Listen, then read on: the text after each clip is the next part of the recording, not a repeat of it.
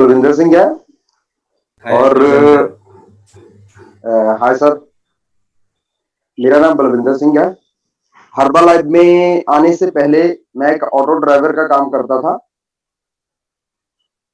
Herbal life में आने का जैसे सभी का कोई ना कोई कारण होता है, ऐसे ही मेरा भी कारण था, मेरी वाइफ की खराब सेहत। एक्चुअल में मेरी मैरिज हुए 2.5 साल हो गए थे।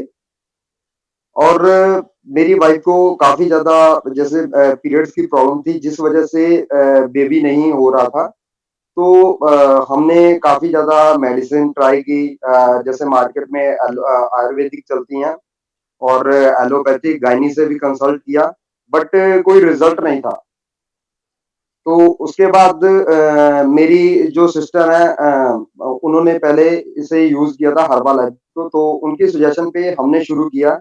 मेरी वाइफ का चेकअप हुआ, चेकअप होने से हमें पता लगा कि जो मेरी वाइफ की 27 की एज में इंटरनल एज जो थी वो 57 की आ रही थी, और फैट भी काफ़ी ज़्यादा बढ़ा हुआ था। तो उन्होंने हमें सजेस्ट किया कि आप इस न्यूट्रिशन को यूज़ करो। हमने जैसे उन्होंने हमें डाइट प्लान करके दिया, तो मेरी वाइफ ने शुरू किया, साथ में मैंने भी शुरू किया, और 1 मंथ में मेरी वाइफ का 5 केजी फैट लॉस हुआ, जिस वजह से उनके जो पीरियड्स की प्रॉब्लम थी वो सॉर्ट आउट हुई। और उसके बाद मेरी वाइफ को प्रेगनेंसी हुई। और सर नेक्स्ट स्लाइड कर दो जी।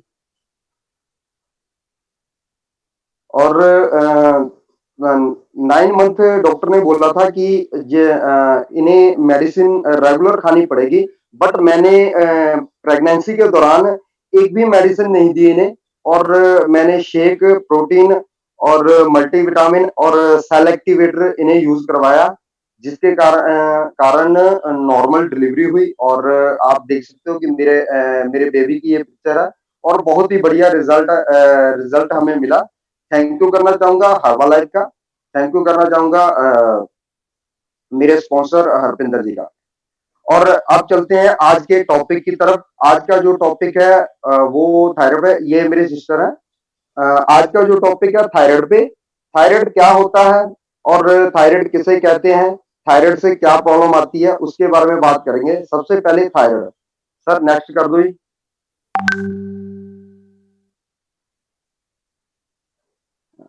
What is the thyroid? Thyroid क्या है? थायराइड एक ग्रंथि होती है जो हमारे शरीर में गले के नीचे होती है। आप जैसे देख सकते हैं कि ये एक बटरफ्लाई की तरह होती है, तितली की शेप में।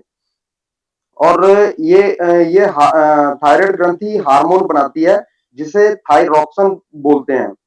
थायरॉक्सिन ये हार्मोन हमारी बॉडी में कई तरह के काम करता है। और थायराइड ग्रंथि आगे 2 तरह के हार्मोन बनाती है। सर नेक्स्ट स्लाइड कर दो जी। 2 तरह के हार्मोन बनाती है, जैसे आप देख सकते हैं T3 और T4। T3 ट्राई आइडो आइडो और T4 थायरॉक्सिन। जैसे मैंने पहले बताया, थायरॉक्सिन का काम जो होता है हमारी बॉडी की ग्रोथ करना होता है। Next slide sir.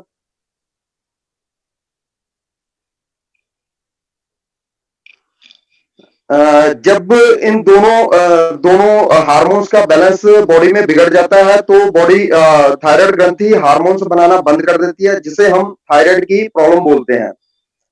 थायराइड 2 तरह का होता है। पहले बात करेंगे, जैसे कि आप देख सकते हो कि हाइपरथायरॉयडिज्म और हाइपोथायरॉयडिज्म।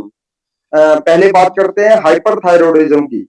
हाइपोथायरॉयडिज्म में थायराइड ग्रंथि बहुत जरूरत से ज्यादा हार्मोन्स को बनाना शुरू कर देती है, जिसके कारण हमारे शरीर में कई तरह की प्रॉब्लम्स आती हैं। जैसे सबसे पहले स्लाइड में आप देख रहे हो, वेट लॉस। जरूरत से ज्यादा हार्मोन्स प्रोड्यूस होने के कारण हमारा जो बॉडी का वेट है वो बहुत ज्यादा कम होना शुरू हो जाता है, वेट लॉस होना शुरू हो जाता है। दूसरे नंबर पे हेयर लॉस। हार्मोन्स के चेंजेस की वजह से हमारे बाल झड़ना शुरू हो जाते हैं। डिप्रेशन और और व्यक्ति डिप्रेशन का शिकार हो जाता है। मेमोरी लॉस, ज्यादा देर तक हम बातों को याद नहीं रख पाते और भूल जाते हैं। मसल पेन, मसल्स काफी ज्यादा वीक हो जाते हैं, जिनके कारण इनमें दर्द होना शुरू हो जाता है। सेंसिटिविटी टू हीट, हमारी बॉडी ज्यादा गर्मी महसूस करना, क्योंकि बॉडी जरूरत से ज्यादा हीट को प्रोड्यूस करना शुरू कर देती है, जनरेट करती है। Sir next slide. दूसरा है हाइपोथायरॉयडिज्म। हाइपोथायरॉयडिज्म में थायराइड ग्रंथि जरूरत से कम हार्मोन्स को बनाती है, और जिसके कारण हमारी बॉडी में काफी ज्यादा प्रॉब्लम्स आती हैं। जैसे पहले पहले है वेट गेन। इस कंडीशन में हार्मोन्स कम बनने की वजह से हमारा वजन जरूरत से ज्यादा बढ़ जाता है। ड्राई स्किन, स्किन हमारी ड्राई और पेल हो जाती है। कॉन्स्टिपेशन, क्योंकि मेटाबॉलिज्म सिस्टम स्लो हो जाता है, जिसके कारण क्या होता है कि सारी बॉडी की प्रक्रिया स्लो हो जाती है, और कॉन्स्टिपेशन, कब्ज हो जाती है, और स्टूल सख्त हो जाते हैं। हेयर चेंजेस, बालों में तब्दीली आ जाती है, जैसे कि बाल पतले और ब्रिटल हो जाते हैं। टाइटनेस, हम जैसे भी व्यक्ति थोड़ा सा कोई काम करता है तो उसे बहुत ज्यादा थकावट महसूस होना शुरू हो जाता है। मेमोरी लॉस, मेमोरी लॉस जैसे हाइपरथायरॉयडिज्म में था, ऐसे ही मेमोरी लॉस, इसमें भी मेमोरी लॉस हो जाती है। बातों को ज्यादा व्यक्ति याद नहीं रख पाता, ज्यादा देर तक वो भूल जाता है। सेंसिटिविटी टू कोल्ड, बॉडी को ठंड महसूस होती है, क्योंकि बॉडी हीट को जनरेट नहीं कर पाती, जिस वजह से ठंड लगना महसूस होता है। Sir next. इसके जो मेन 3 रीजन है, सबसे पहला है autoimmune disease. Autoimmune, body body में ऑटोइम्यून, जैसे कि शरीर में किसी और बीमारी से लड़ने के लिए एंटीजन बने होते हैं। वो एंटीजन बने होते हैं जो थायराइड ग्रंथि को अटैक कर देते हैं, क्योंकि उनकी बनावट जो होती है वो किसी और बीमारी की तरह होती है, जिसकी वजह से थायराइड ग्रंथि डैमेज हो जाती है। वायरल इन्फेक्शन, थायराइड ग्रंथि वायरल इन्फेक्शन से भी डैमेज हो जाती है। तीसरा कारण है प्रेगनेंसी, क्योंकि हार्मोन्स के चेंजेस की वजह से प्रेगनेंसी में प्रॉब्लम आती है, क्योंकि जो पीरियड्स की प्रॉब्लम है वो इरेगुलर हो जाती है, जिसकी वजह से प्रेगनेंसी में प्रॉब्लम आ जाती है। और भी कई कारण है, जैसे कि हेरिडेटरी, परिवार में पहले किसी व्यक्ति को ये प्रॉब्लम हो तो उससे किसी और मेंबर को भी ये प्रॉब्लम हो सकती है। रेडिएशन हो गया, रेडिएशन से भी थायराइड की प्रॉब्लम हो सकती है। अब बात करते हैं कि हमें इन दोनों कंडीशन में क्या खाना चाहिए और क्या नहीं खाना चाहिए। जैसे पहले बात करते हैं हाइपोथायरॉयडिज्म की। आयोडीन रिच फूड, हमें ज्यादा से ज्यादा आयोडीन वाले फूड खाने चाहिए, खाद्य पदार्थ खाने चाहिए।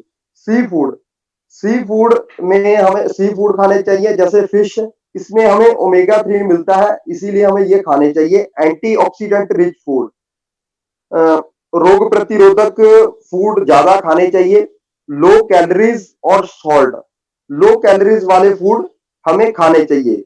और हाइपोथायरॉयडिज्म में क्या नहीं खाना चाहिए, एक्सेसिव सॉल्ट, हमें ज्यादा नमक वाली चीजें नहीं खानी चाहिए। कैबेज और कैलीफ्लावर, हमें पत्ता गोभी और बंद गोभी नहीं खाने चाहिए। रेड मीट नहीं खाना चाहिए और मटन नहीं खाने चाहिए।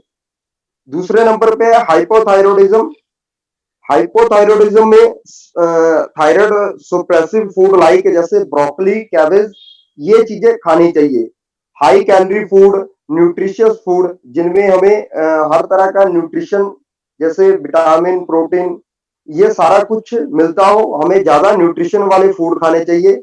और हमें हाइपोथायरॉयडिज्म में क्या नहीं खाना है, आयोडीन रिच फूड, हमें ज्यादा आयोडीन वाले खाद्य पदार्थ नहीं खाने चाहिए। लो कैलोरीज, हमें लो कैलोरीज वाले फूड नहीं खाने हैं।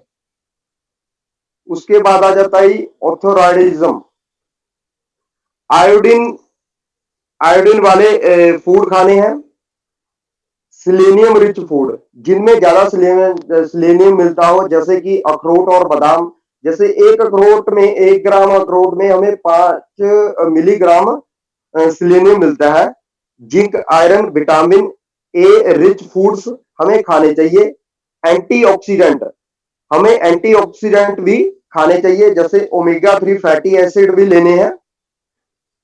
और हमें जिसमें ग्लूटन ग्लूटन फ्री फूड खाने चाहिए, जिनमें ग्लूटन की मात्रा हो, हमें वो वाले फूड नहीं खाने हैं। Sir next. और हम हर्बल लाइफ न्यूट्रिशन में इस थायराइड की कंडीशन में कस्टमर को क्या रेकमेंड कर सकते हैं जिन्हें थायराइड हुआ हो। सबसे पहले ओमेगा 3, जैसे मैंने पहले बताया था कि हमें ओमेगा 3 लेना चाहिए। तो हम हर्बल लाइफलाइन रेकमेंड कर सकते हैं क्योंकि हमें उसमें ओमेगा 3 फैटी एसिड मिलते हैं। सेल एक्टिवेटर सेल एक्टिवेटर हम रेकमेंड कर सकते हैं क्योंकि इसमें एंटीऑक्सीडेंट एल ए मिलता है।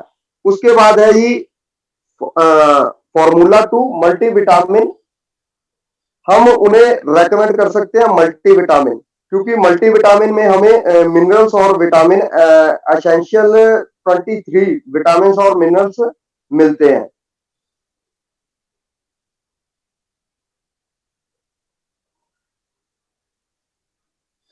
Thank you, this is my part.